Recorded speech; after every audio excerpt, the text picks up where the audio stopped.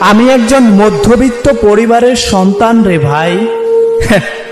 আমাদের অহংকার বলতে কিচ্ছু নাই। কি নিয়ে অহংকার করবো রে ভাই? না আছে বাবার টাকা, না আছে ক্ষমতা। কিছুদিন পরই হয়তো চলে যাব টাকার জন্য দূরপ্রবাসে, হয়ে যাব রেমিটেন্স যোদ্ধা। দামি বাইক আর নিজের খেয়াল খুশি মতো চলার অভ্যাস আমাদের না রে ভাই।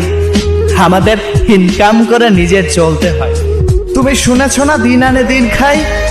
আমি তারই ছেলে রে ভাই। তাই অহংকার আমাদের জন্য নয়। তাই তো বাস্তবতা রয়েছে আমার রক্তের প্রতিটা শিরায় শিরায়। তুমি যখন দামি বাইক নিয়ে ঘোরো সারা বাংলায়, তখন আমরা ভোর 6টায় ঘুম থেকে উঠে কর্মে যাই টাকার প্যারায়।